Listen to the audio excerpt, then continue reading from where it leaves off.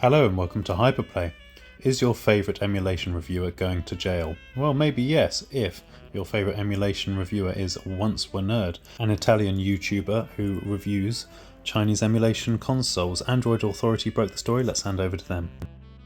Has come out today. A YouTuber based in Italy has found himself in hot water with authorities there because he covers emulation on his channel.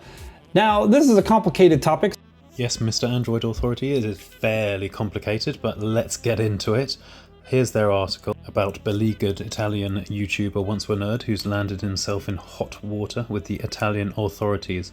And what this comes down to is the fact that Italian copyright laws are very draconian when it comes to importing emulation devices, let alone just covering them. So yeah, even owning one in the country can get you into trouble, and that is because of their domestic laws, and these laws are not the same around the world. Of course, there are going to be jurisdictional discrepancies between the laws, but yeah, if you're in Italy, it's a tricky situation for anyone in the emulation scene, but particularly those who are prominent on YouTube. Nintendo and Sony apparently have been cited as parties whose rights have been infringed, and we don't know whether they've been leading the charge in Italy, but it's quite possible that Nintendo and Sony are cracking down on emulation.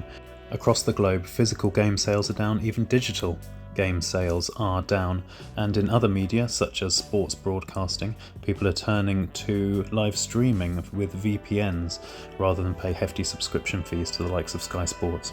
Anyway, back to Once Were Nerd, our poor beleaguered Italian YouTuber, he could be landing himself with a hefty fine and 3 years of jail time, purely for reviewing the likes of Anbernic and Powkiddy products, like we do. So, are we in trouble too? Well, let's go and have a look at the Italian law quickly. Article 171 is the badge we're after, and using our super speedy legal skills, we're able to track down the relevant Article 171 of the Italian statute. And here it says that anyone who imports or promotes emulation devices could be banged to rights. An emulation device here falls under the device that decodes conditional access, and we imagine licensable audiovisual transmissions, and that is of course what an emulation device has on it.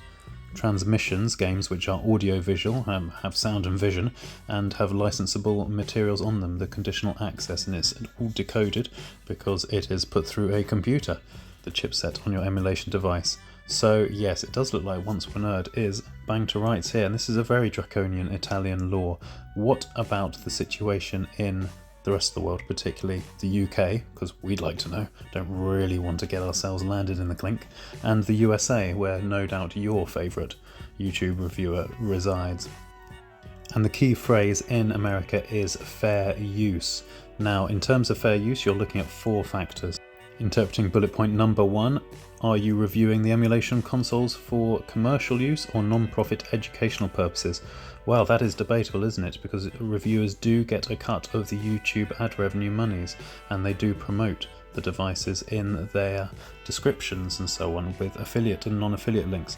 Then you look at the nature of the copyrighted work, and well, we know exactly what that is as the games on the SD card, but presumably not so much the device itself, although jury may be out on certain aspects. I know Anbernic were very careful with the RG slide, making sure that the Sony Xperia patent was up before releasing their lookalike slide. Anyway, back to the fair use criteria in the States, and yeah, looking at the amount and substantiability of the portion. Well, there are so many layers to this. Of course, there are entirety of games on these emulation devices, but then the YouTube reviewers are only taking a portion of those games to show us footage. So that's up in the air. And the last one, I think, will be the crucial one, the effect of the use of these emulation devices and the reviewing of them, the fair use or not, upon the potential market or value of the copyrighted work. And this is what Nintendo and Sony are getting worried about, because they are continually trying to leverage their legacy systems for extra money. You only need to look at Nintendo's outrageously priced online service,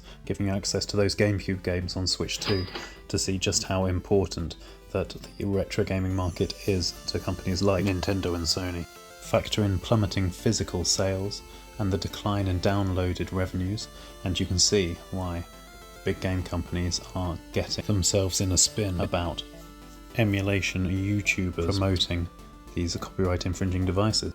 All that said, it's points 1 and 4 that carry the most weight in America, and there is a firm argument that in point 1, the emulation reviewers are providing a largely non-profit educational purpose. Certainly this particular emulation review, although I'm not in the States, doesn't earn very much at all from ad revenue, but maybe the bigger guys do.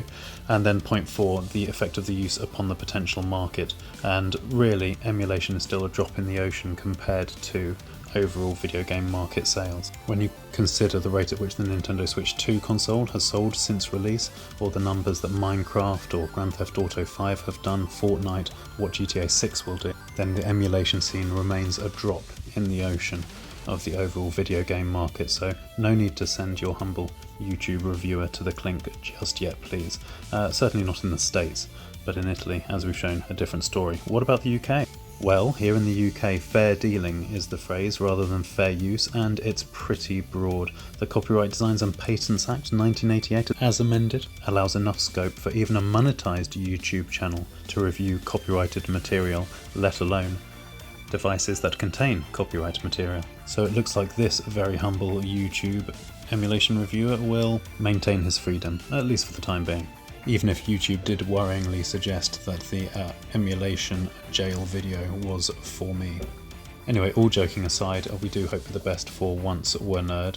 In our view, the Italian law is woefully out of date, so fingers crossed he will be alright. We really wouldn't want to see a member of the emulation community get in serious trouble just because they reviewed a few emulation consoles. Anyway, we'd be very interested to know your thoughts. Do you think this particular emulation reviewer is bang to rights? If you don't, then please subscribe and we'll continue bringing awesome reviews of fantastic emulation devices. Affiliate links are in the description below. Take care, all the best, bye bye.